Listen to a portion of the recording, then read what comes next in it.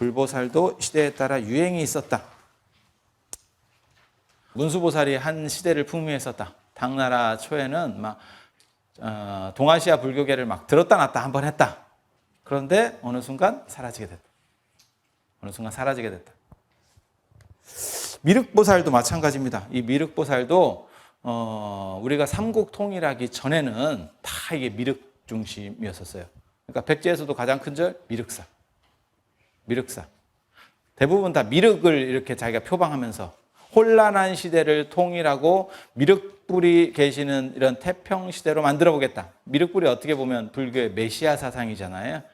그러다 보니까 그런 식으로 유행을 했었던 때가 있고, 그거는 후삼국 시대에도 비슷하죠. 후백제 견훤도 미륵불, 그 다음에 궁에도 미륵불을 칭하는 거죠. 그래서 그런 쪽들이 있었는데 지금은 또 미륵신앙이 상대적으로 좀 약하죠. 그리고 미륵신앙을 신봉하던 팀들은 현장스님 팀이에요. 어저께도 잠깐 말씀드렸지만 현장스님이 무지 셉니다. 현장스님 무지 셉니다. 서유기에 나오는 그 현장스님 진짜 무지 셉니다. 그 당대에는 아무도 대거리를 못할 정도로 셉니다. 엄청나게 세요. 머리도 저 양반이 너무너무 좋은 양반이고 20대에 중국에 선생이 없다는 사람이고 인도 가서도 전국 1등을 합니다. 전국 전체 종교에서 1등을 합니다. 아무튼 기적 같은 사람이에요. 그래서 중국 불교에서 살았을 때 신격화되는 사람은 현장 스님이 유일합니다. 해능 스님은 부처님이라는 칭호가 붙지만 그거는 뒤에 붙는 칭호입니다. 뒤에 붙는 칭호입니다. 그래서 네 분만 중국 불교에서 알면 사실 거의 다 끝나거든요. 그게 현수법장 스님, 화엄종을 만드신 현수법장 스님, 그 다음에 천태종 만드신 천태지자대사, 그 다음에 선종의 해능 스님. 해능 스님이 실질적으로 선종을 이렇게 확립하시는 거거든요. 확립하시는 거거든요. 그래서 저 네 분 정도만 딱 알면 되는데, 현장 스님은 그 중에서도 아무튼 당대에는 최고로 셉니다. 그리고 현장 스님을 누구도 이길 수가 없었어요. 이유는 뭘까요? 가봤어? 한마디면 끝나는 거야. 내가 가보니까 안 그렇던데? 어떻게 이길 거야? 그렇게 해서 땡푼으로 출발했다가 금이 환영했다는, 나갈 때는 땡푼으로 출발했다가 금이 환영했다는 그 현장 스님 때문에 지금 우리가 아직도 하고 있는 게 있습니다. 동아시아 전체, 그다음에 티베트까지 다 하고 있는 게 하나 있습니다. 그게 뭐냐면 반야신경입니다. 현장 스님이 그 인도 다녀오실 때 어려움에 봉착했을 때 반야신경을 하시고, 내가 반야신경을 유포하겠다라고 해서 지금 우리가 다 반야신경을 하고 있죠. 그거는 천수경이나 이런 거는 사실 우리나라만 하는 거고요. 티베트부터 일본까지 전체가 하는 건 반야신경입니다. 그러니까 현장 스님 영향력이 대단하다는 걸 알 수 있죠. 그리고 원효 스님이나 의상 스님도 다 현장 스님 제자 되려고 2번이나 그렇게 유학을 감행하시는 거예요. 그러니까 그런 레벨이 아닙니다. 현장 스님은 그런 레벨이 아닙니다. 대단한 분. 이 현장 스님이 공부한 게 유식학파예요. 인도의 유식학파. 현장 스님이 100권으로 된 유가사지론이라고 하는 책을 인도로 배우러 가신 거예요. 그게 이제 신라바드라 개연 스님한테 나란다 대학에서 이제 배우게 되고, 이걸 가지고 와서 만든 게 자은종이라고 하는 유식종이에요. 그리고 이거를 그냥 일반적으로 우리가 지금 많이 쓰는 표현은 법상종이라고 씁니다. 법상종. 그래서 유식법상종, 유가법상종 이렇게. 근데 이제 법상종이라는 표현이 잘 안 나와요. 그래서 저 법상종이라는 표현을 일반화시킨 거는 서울대 사학과 팀들이거든요. 그래서 저 표현을 써야 되느냐라고 하는 논란이 현재도 존재하고 있습니다. 근데 가장 많이 지금까지 쓰이는 거는 그냥 법상종. 그래서 이 법상종 사찰은 전부 미륵을 모셔요. 미륵을 모셔요. 대표적인 게 법주사, 금산사. 미륵. 딱 미륵도량. 그리고 고려시대 때까지만 해도 인주이시 집안이 있어요. 왕씨 집안이 이제 대단한 거고, 그건 왕이니까, 왕이 나오니까 왕씨 집안이 대단한 거고, 인주이시 집안이라는 게 있어요. 인주이시 집안은 왕비가 주로 나오는 집안입니다. 왕비 전용 집안이 있다니까? 좀 재밌어요. 재밌어. 그래서 왕실에서 믿었던, 고려시대 때 왕실에서 주로 믿었던 쪽은 화엄종.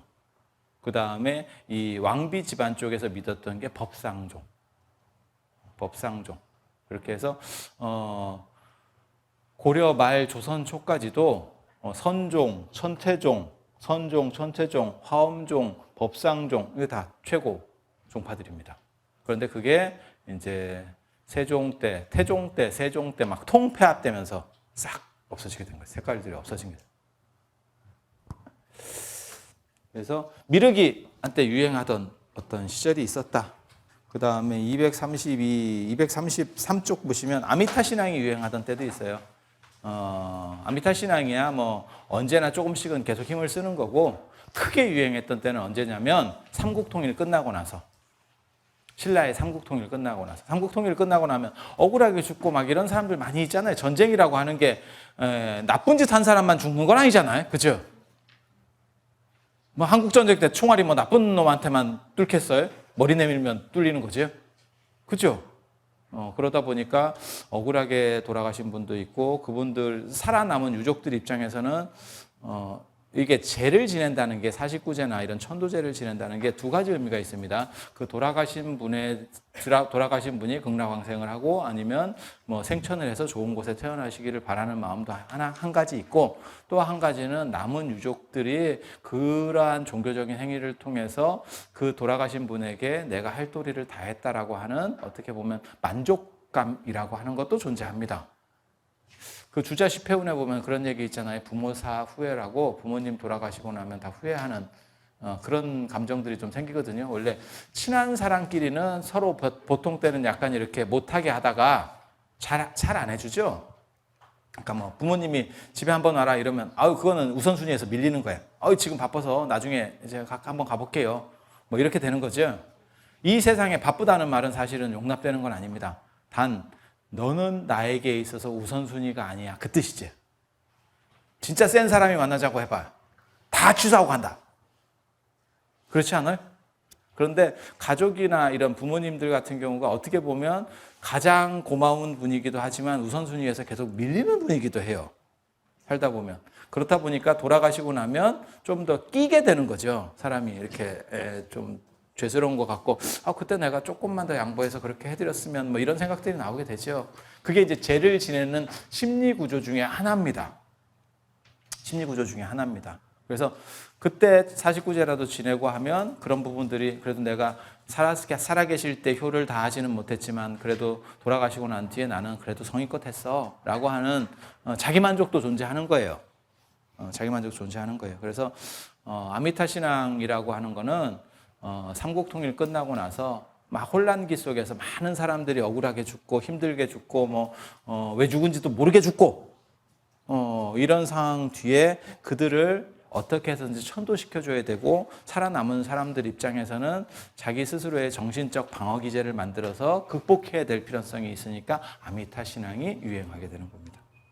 삼국통일 직후에, 삼국통일 전에는 미륵신앙, 그 다음에 아미타 신앙, 그 다음에 이제 일반적인 보통 사회에서는 지금 이제 뭐 극락에 가는 것보다도 그냥 산 사람 입장에서는 몸 안 아픈 게 좋대요. 그게 이제 약사열애. 약사열애는 단순히 몸만의 문제는 아닙니다. 옛날에는 병이라고 하는 개념이 지금보다 훨씬 영역이 넓어요. 그러니까 지금 우리는 뭐 바이러스, 세균 뭐 이런 식으로 해서 딱 감염이라는 개념으로 생각하거든요. 근데 옛날에는 이게 귀신이 씌이는 거, 삿된 어떤 기운에 의한 거, 그 다음에 요즘으로 말하면 질병. 그러니까 운하고 관련된 것도 이 병 영역에 다 포함되는 거예요.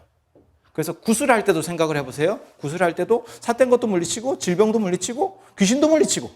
그죠? 약사열애도 다 마찬가지입니다. 단순히 병만 치료하는 게 아닙니다. 운도, 가피를 내려서 운도. 이해가 되시죠? 그러니까 예전 사람들은 이런 걸 정확하게 구분을 못했어요. 그러니까 지금 우리하고는 이 판단 기준 자체가 약간 다른 겁니다.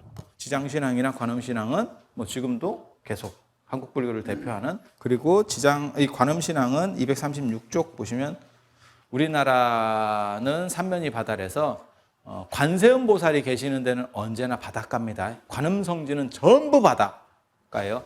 경전을 찾아보면 저도 완전히 정리는 못했는데 두 종류가 나옵니다. 두 종류가 나옵니다. 앞에는 바다, 뒤에는 산. 이게 관세음 보살이 계시는 보타라카산이에요. 뒤에는 산. 이런 식으로 입지를 준 데가 어디냐면 홍련암. 낙산사 홍련암. 보타라카산이라고 해서 낙산이잖아요. 거기가. 낙산사 홍련암. 앞에는 바다, 뒤에는 산. 그리고 섬처럼 나오는 데도 있어요. 섬산도 있어요. 마치 독도처럼. 섬인데 산 같아. 그런 데가 보타라카산이다 라고 말하는 경전도 있어요. 그렇게 나오는 경전도 있어요. 그게 이제 이 보문사, 성모도 같은데. 그래서 관세음 보살이 우리나라를 전체를 보호하도록 돼 있어요. 그래서 동쪽에는 홍련암, 낙산사 홍련암, 서쪽에는 보문사 성모도, 그 다음에 남쪽에 보리암 이렇게. 그래서 우리는 관세음 보살이 이렇게 전체를 다 이렇게 방어 체제를 갖춰주는, 그리고 남북 보궁이 이렇게 갖춰져 있는, 원래 우리 조상들이 그런 식 구조로 우리 선배들이 이렇게 틀을 짜놓은 거예요. 그래서 모든 나쁜 것들이 여기서 저기서 뭐 침범하지 못하는 이런 구조로. 그리고 관세음 보살의 보타라카산이 존재하느냐, 인도에 있었습니다. 남인도 쪽에. 현장 스님은 거기를 갔었어요. 열흘은 가셨었어요. 근데 지금은 이제 거기가 어딘지 정확하지는 않습니다. 인도가 뭐 불교적인 나라도 아니고 그렇다고 국가적으로 돈이 많아서, 중국처럼 돈이 많아서 막 발굴을 할 수 있는 상황도 아니라서, 근데 현장 스님 기록 정도면 발굴하면 찾을 수 있습니다.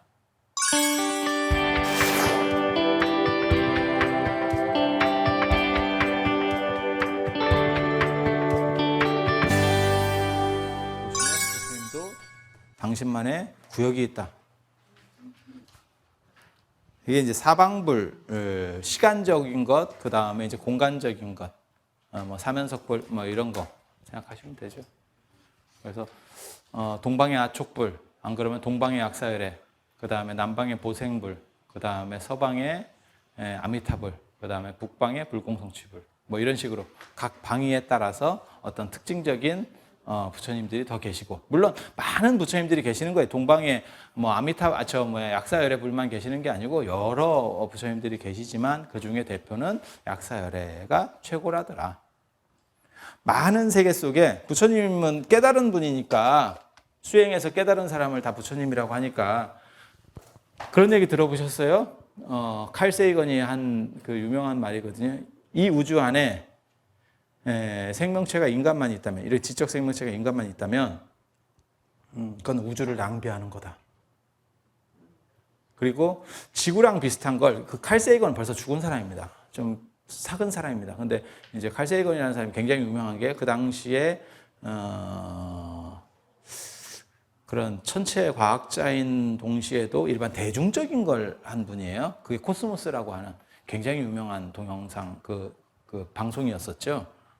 그래서 굉장히 날렸는데 한 세대를 풍미했었는데, 그리고 천재적인 사람이기도 하고요.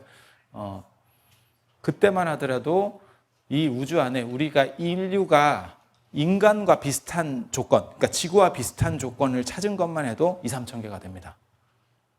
거기를 확인은 못하지만 저거는 지구랑 굉장히 비슷한 조건을 가지고 있어, 그런 행성이야 라고 한 것만 해도 2, 3천 개가 돼요. 그리고 칼 세이건은 또 뭐라고 얘기하냐면, 외계인이 왜 인간같이 생겼다고 생각하는지는 잘 모르겠다. 진화 체계가 완전히 다를 수 있고, 그 다음에 진화하는 환경이 꼭 이런 환경만은 아닐 수도 있다. 그러니까 다른 환경 속에서도 다른 방식에 적응해서 또 다른 생명체가, 지적 생명체가 만들어질 수 있다는 거예요. 그런 어떤 생명체든 궁극적으로는 행복하려고 하는 거예요.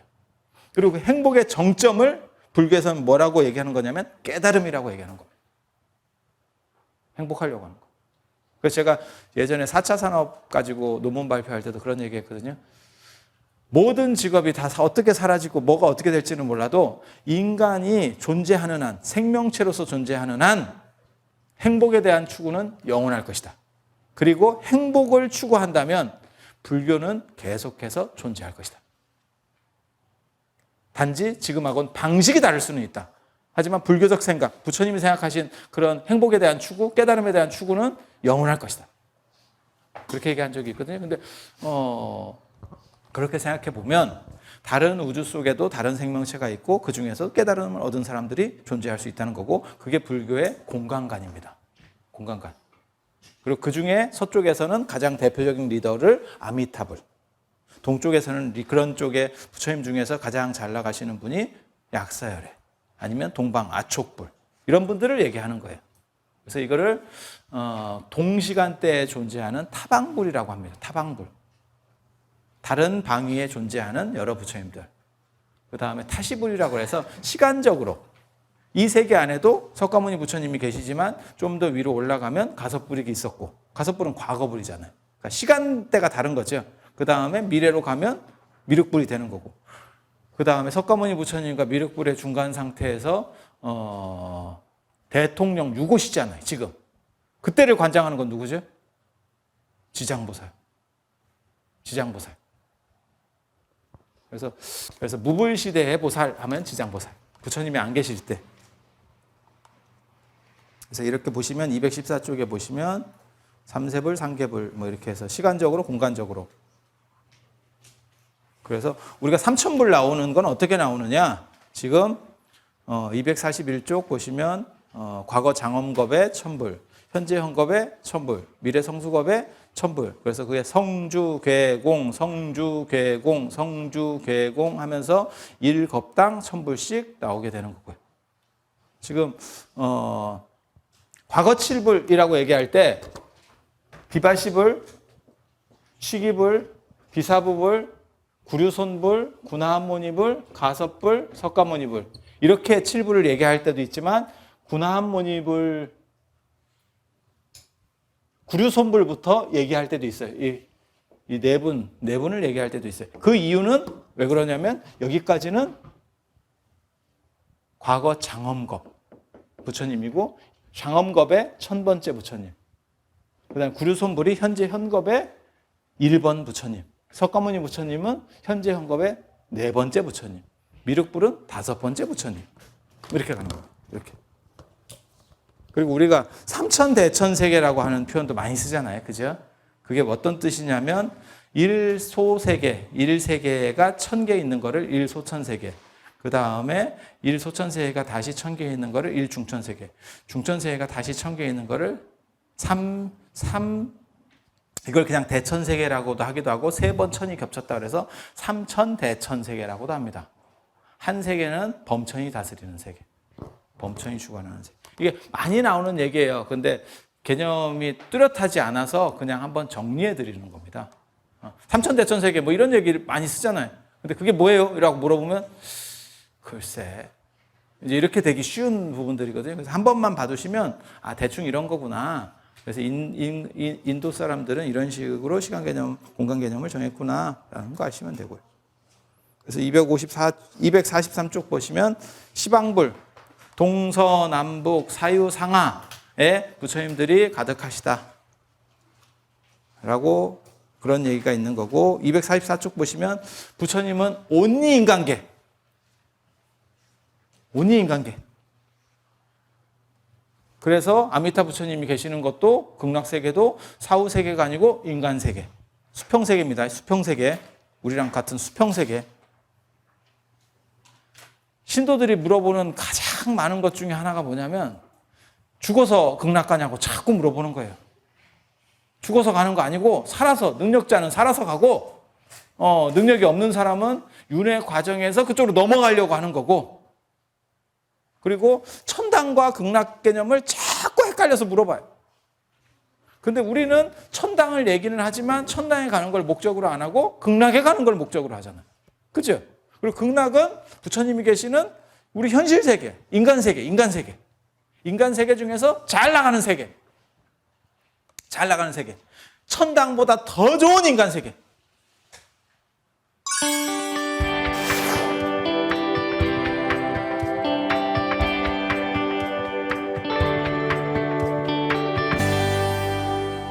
한 장 넘기면 제5장 수행과 의식의 상징물. 사찰은 동물농장이다. 260쪽 보면 3가지 용이 있다. 용, 우리가 똑같은 말로 쓰지만 실제로는 용은 3가지가 있다. 전 세계적으로. 한 가지 용은 보통 이제 유럽용은 악의 화신이제 뱃속에 이제 불을 이렇게 해가지고 하고 금화를 탐하고 이해는 못하죠. 용이 금 쓸 일도 없는데 뭐 용은 막 금을 갖고 있대. 요즘 애들한테 용 더럽게 맞아 죽죠. 게임 속에서 막 요즘 애들한테 용 막 너무 맞아 죽어. 온라인 게임 이런 거 하면 막 애들한테. 그래서 용은 악의 상징으로 되어 있는 거에 서양용. 그 다음에 인도용은 아시다시피 킹코브라를 중심으로 해서 용이 된 거고. 그 다음에 동아시아 용은 울용도, 운용도, 구름과 이렇게 용 이렇게 해서 나오는 그런 용들. 이렇게 세 종류가 있다. 그리고 우리 생각하면 용 하면 우리 떠오르는 거는 약간 뱀같이 생겨가지고 이렇게 다리 4개 있고 이렇게 아시잖아요. 우리 다 머릿속에 있잖아요. 그런데 서양용 같은 경우도 우리에게 있습니다. 나중에 기회 되시면 선운사 법당에 용 그림이 제일 많거든요. 거기 가면 그 서양용 같은 놈도 있어요. 그래서 용 종류가 우리 생각처럼 단일화되어 있지는 않고 옛날에는 좀 여러 가지가 있었구나 라는 걸 알 수 있어요. 자, 그래서 용에는 여러 가지가 있다. 이런 그리고 사찰로 들어와 있는 용은 262쪽 보시면 종고리도 용으로 되어 있고 저 포레라고 하는 애고요. 그 다음에 비석 받침도 용으로 되어 있고 저건 비희라고 하는 애입니다. 저 비석 받침 이렇게 보면 저 머리 위에 동그란 점 있죠. 거기가 원래 이렇게 동으로 해가지고 뿔 장식 했던 데요. 뿔을 꽂았던 데요. 동이니까 빼간 겁니다.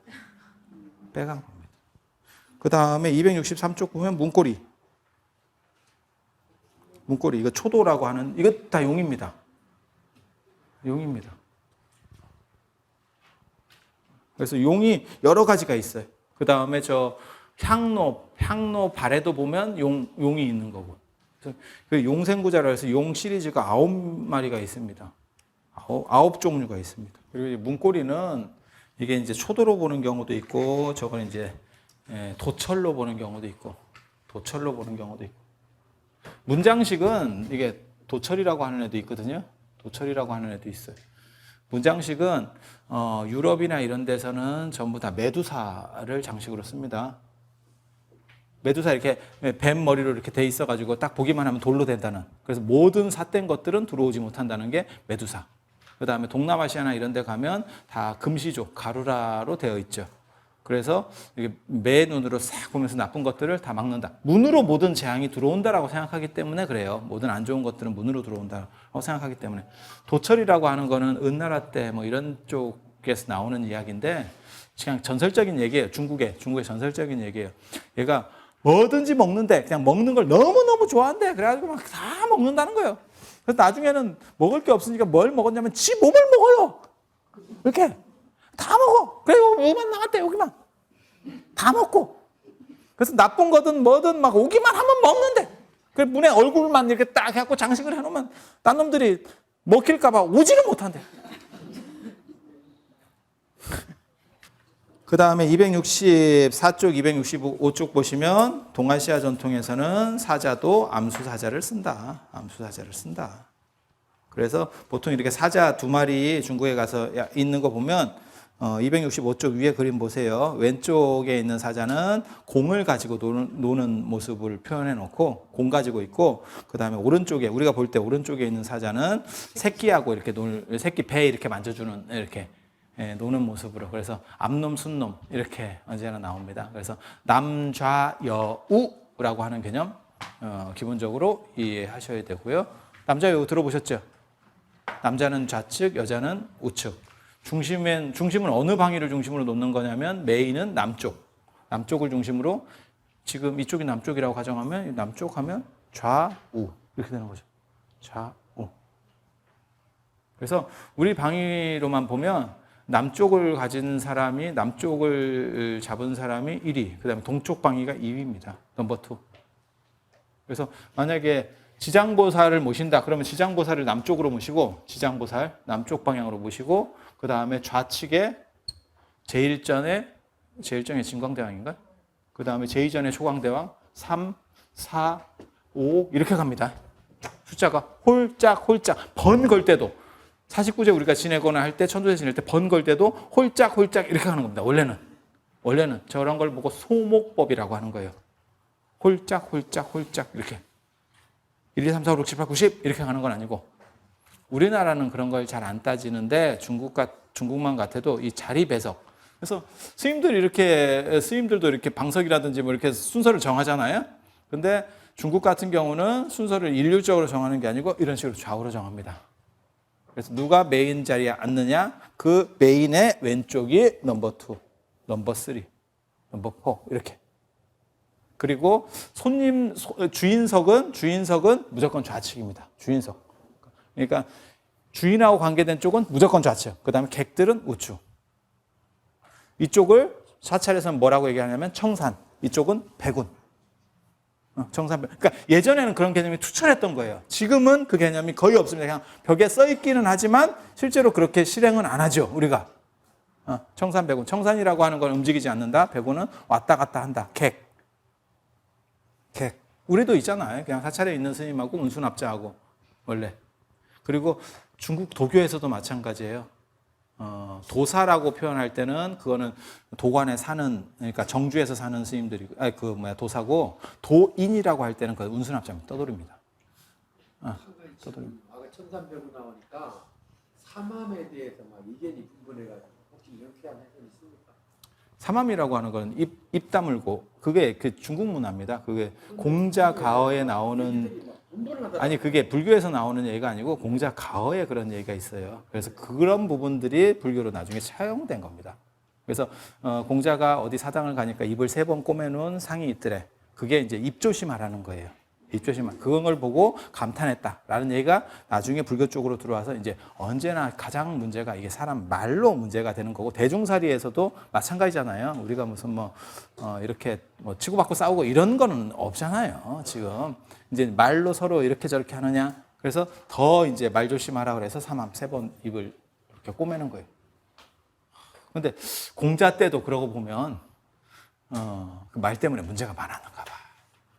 얼마나 문제가 많으면 그걸 경계한다고 아예 입을 꼬맨 상을 만들어 놨겠어. 근데 참고로 말씀드리면 그 공자가어라는 책은 꼭 공자의 얘기는 아니에요. 그건 나중에 위서로 밝혀냈거든요. 위진남북조실 때 아마 만들어진 책일 겁니다.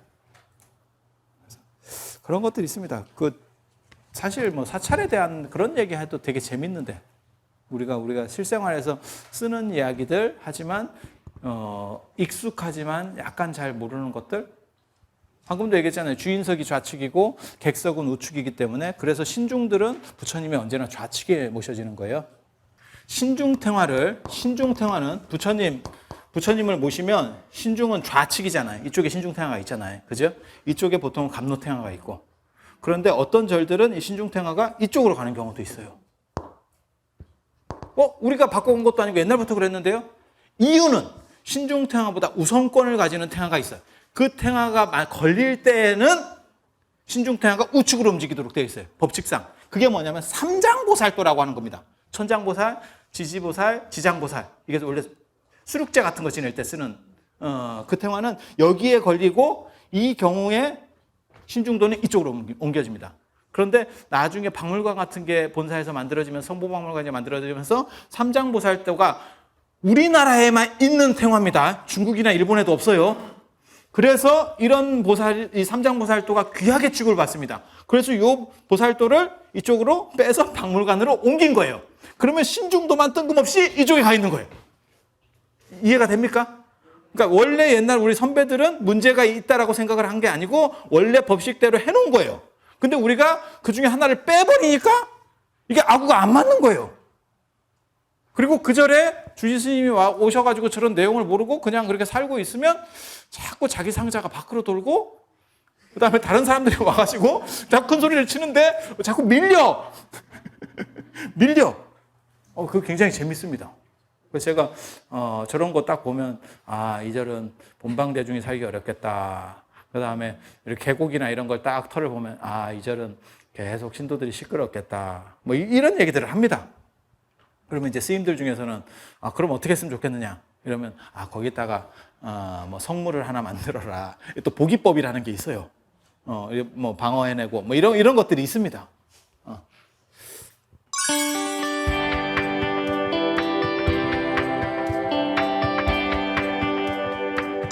그 다음에 이제 274쪽 보면 불교에서 사용하는 숫자들 다 홀수를 쓴다. 그리고 108이라는 게 도대체 뭔지는 저도 잘 모르겠다. 108 때문에 제가 진짜 생각 많이 했어요. 많이 찾아보고. 답은 모르겠습니다. 그리고 108은 긍정적 의미로도 쓰일 때도 있고 부정적 의미로도 쓰일 때도 있어요. 불교 안에서. 108 번뇌라고 할 때는 부정적 의미. 그게 무슨 과거, 현재, 미래,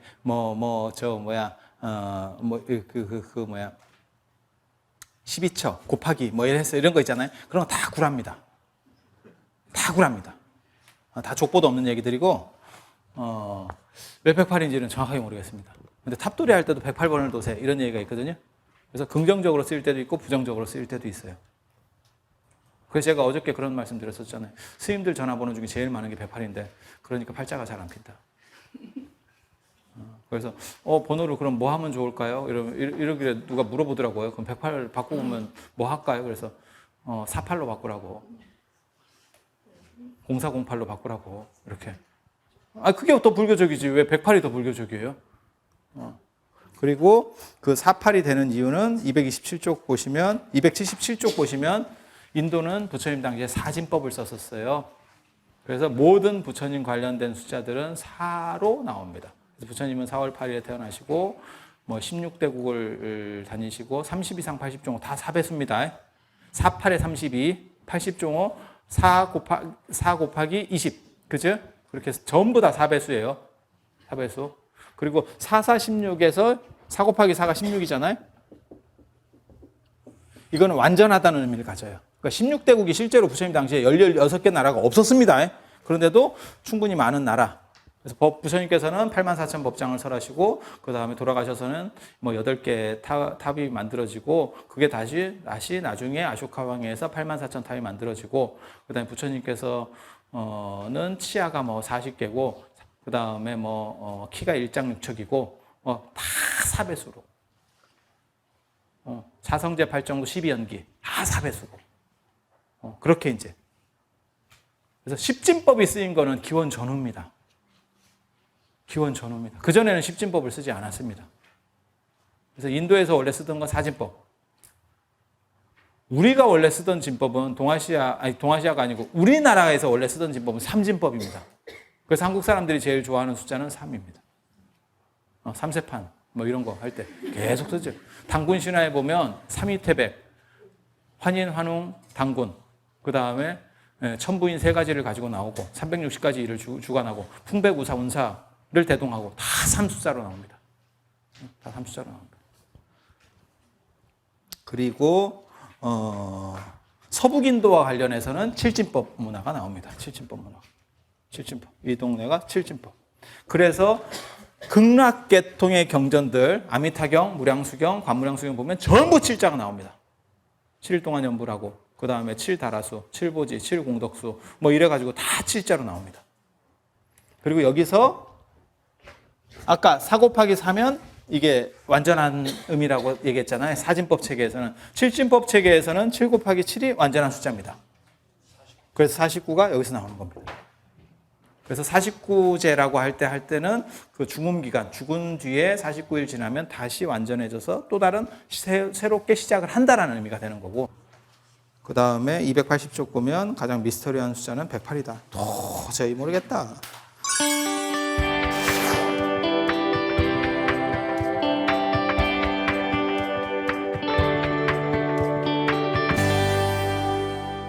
그 다음에 32, 한 장 넘기셔갖고 32, 4차례도 기호가 있다.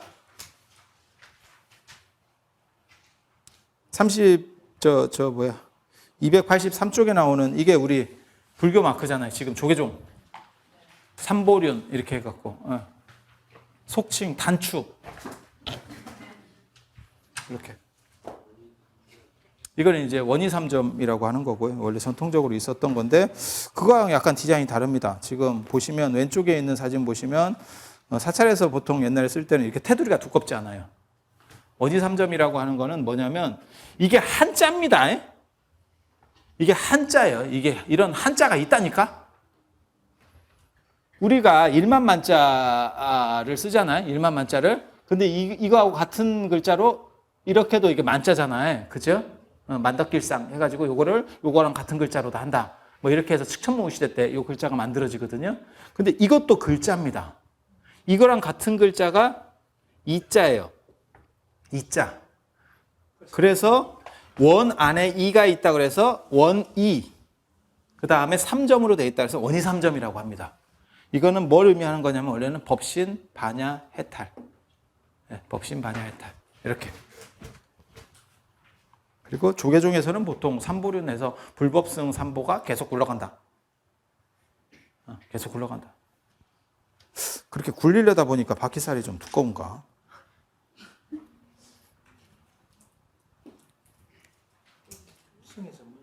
그래서 284쪽에 원이 3점. 지금 그 얘기를 해놨고. 그 다음에 286쪽에 법륜. 이론상. 법륜은 이거 원래 태양을 상징하는 겁니다. 인더스 문명 시대부터 나타납니다. 확인됩니다. 그러니까 아리안족 문화 이전에도 있었습니다. 그래서 태양빛이 쫙 뻗치는 거. 천폭일륜. 그러니까 우리도 태양이 강하지만 인도같이 더운 지역에서는 태양빛이 더 강력한 거예요. 그게 적도 쪽에 더 가깝잖아요. 우리보다 위도가 낮으면서. 그러니까 거기서 막 빛이 막 쫙 이렇게 해서 이게 1000개 바퀴살 같이 해서 이렇게 탁 나가는 거예요. 천폭일륜. 그렇게 해서 이걸 이제 전륜 성황이 가지면 법륜, 전륜, 차크라가 되는 거고, 그 다음에 부처님께서 가지시면 진리의 법륜. 저런 걸 가지면 이 세상에서 모든 사람들이 정복된다, 이렇게 굴복한다는 거죠.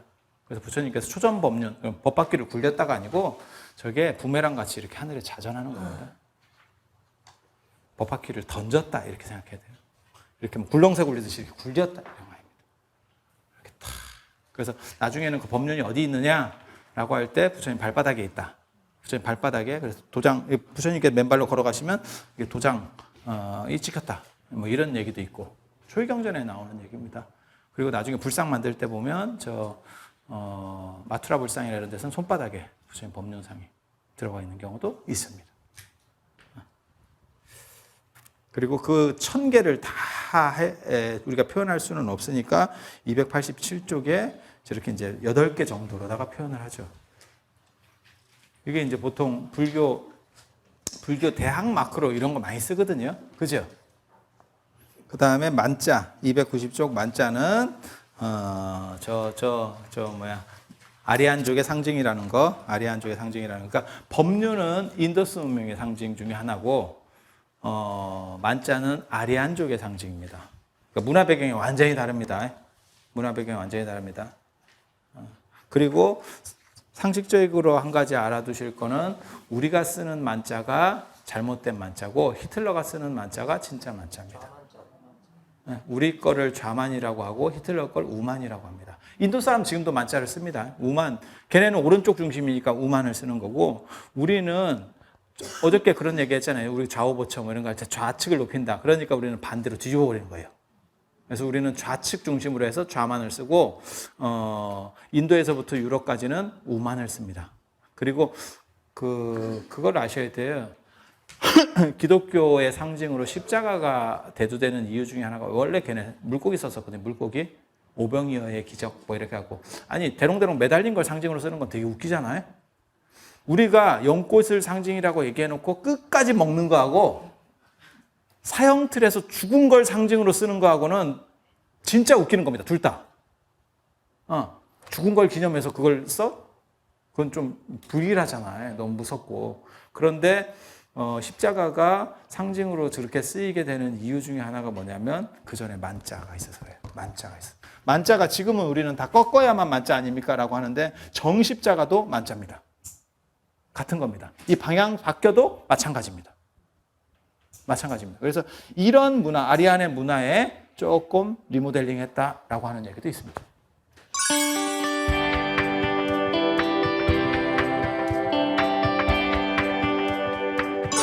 자, 이제 시간이 많이 됐으니까 장시간에 걸쳐서 2박 3일이라는 장시간에 걸쳐서 제 얘기를 들어주셔서 굉장히 감사하다는 말씀을 드리고요. 그러면 또 다음 기회에 인연이 될 수 있으면 또 배울 수 있도록 그렇게 하겠습니다. 예, 고맙습니다.